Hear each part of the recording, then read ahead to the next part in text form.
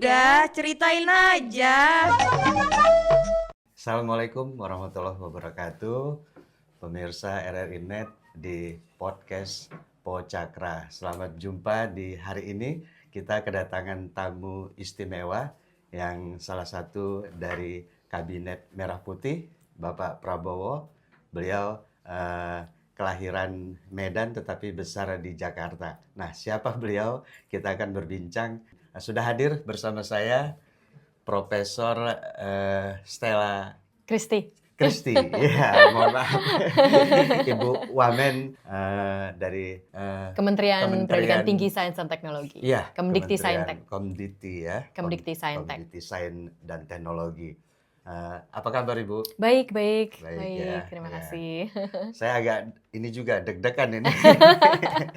Karena kita santai saja. Beliau kebetulan sekali di Lok Sumawe, jadi kita memanfaatkan waktu untuk berbincang mengenai story mungkin bagaimana beliau lahir di mana, kemudian menempuh pendidikan di mana begitu ya. Mungkin Ibu memang sudah berapa kali ke Lok Sumawe? Lok Sumawe yang pertama kali, tapi untuk Aceh ini sudah yang ketiga kali dalam 11 bulan saya menjabat di pemerintahan. Jadi, sudah yang ketiga kali? Iya, sudah yang ketiga kali. Jadi ini Aceh merupakan tempat yang sangat spesial untuk di hati saya. Dan kalau para pemirsa mungkin melihat kadang-kadang saya memberikan pembicaraan di publik, saya sangat banyak mengangkat riset yang dilakukan di Universitas Syah Kuala, mengenai Atsiri dan Nilam. Dan saya sekali mengenai Aceh, sehingga saya sudah 3 kali dalam 11 bulan ini. Sudah kan nggak asing lagi ya. Begitu banyak jurnal yang sudah dibuat ya, dari tahun 2003 kalau nggak salah.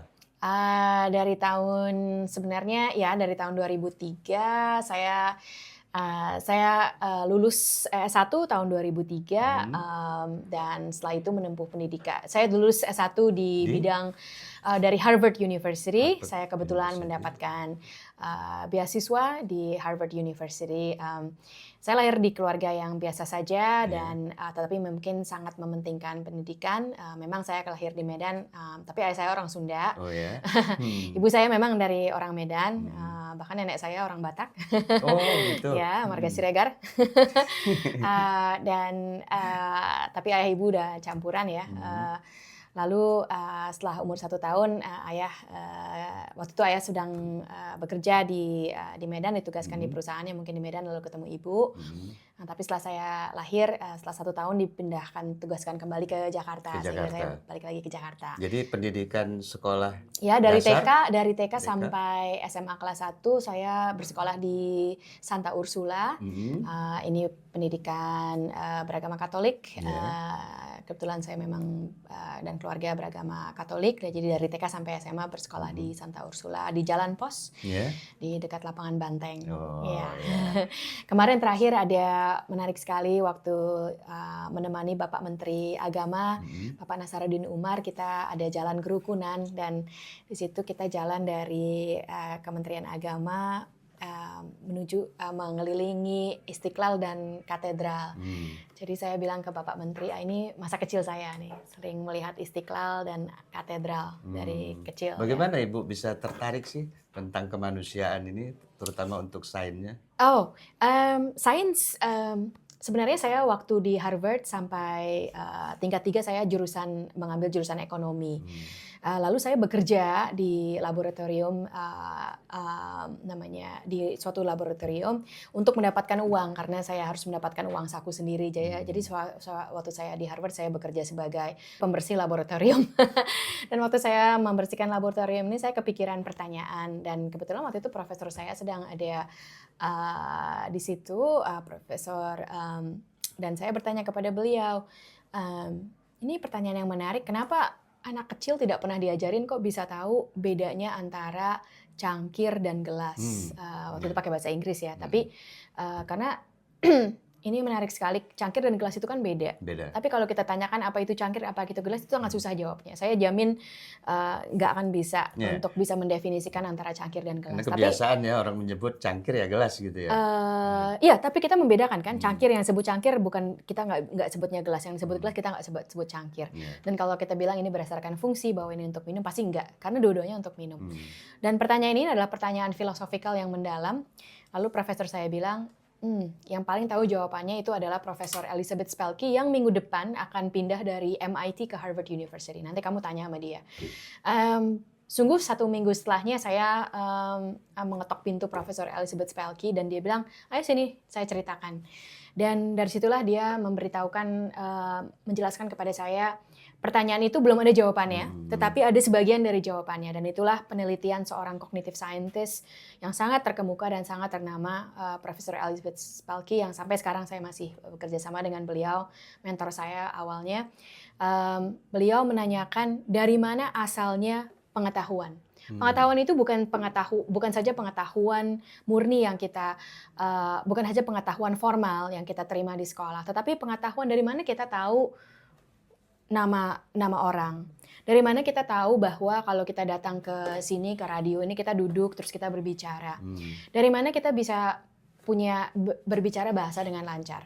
Anak-anak kecil waktu umur sekitar 5 tahun itu sudah sempurna tata bahasanya. Tapi kalau kita pikirkan, kalau kita yang orang dewasa belajar dalam 5 tahun pasti tidak mungkin sempurna. Nah, pertanyaan-pertanyaan itulah yang menurut saya sangat menarik sekali. Dan karena secara eksperimental, secara empirikal dipelajari oleh Profesor Spelke, saya bergabung dengan risetnya waktu itu. Jadi saya pindah jurusan dari ekonomi menjadi mind brain behavior. Itu S1. S2-nya di Kanada? Tidak, S2-nya di Amerika Serikat, di Northwestern University. Dan situ saya mengambil S2 dan S3. Jadi S2 dan S3-nya gabung untuk mendapatkan PhD. Setelah itu, setelah PhD saya namanya postdoctoral opportunities di Kanada dengan juga salah satu ilmuwan wanita sangat terkenal. Dan setelah itu saya syukurlah saya mendapatkan pekerjaan sebagai assistant professor di Swarthmore College. Ini adalah salah satu universitas liberal arts di Amerika Serikat yang paling ternama. Biasanya peringkatnya 1, 2, atau 3 di seluruh Amerika Serikat. Kemudian ke Tiongkok, Cina? Setelah saya mendapatkan tenure, yaitu artinya bisa menjadi profesor seumur hidup di Swarthmore, saya ditawarkan pekerjaan dari berbagai macam universitas, termasuk di Amerika Serikat ada beberapa universitas yang menawarkan saya, termasuk Purdue University, Yale Singapore University, dan juga Beijing University dan Tsinghua University di China.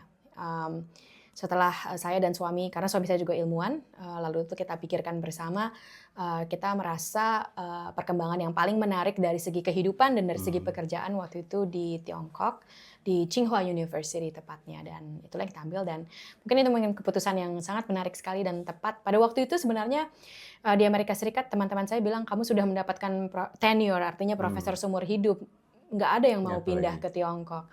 Tapi saat ini karena dana di Amerika Serikat sebenarnya lebih kecil daripada dana riset di Tiongkok, semua teman-teman saya malah terbalik bilangnya, kok kamu udah tahu waktu itu. Nah, jadi kehidupan memang menarik ya, kita dibawa kemana-mana. Tapi mungkin kalau bisa berbagi dengan pemirsa, satu yang membuat kita adalah selalu melihat kesempatan-kesempatan dan selalu terbuka atas apa yang diberikan oleh Tuhan kepada kita dan menjalankan sebaik-baiknya akan membuat hidup kita selalu menarik. Dan akhirnya hijrah untuk membantu Indonesia.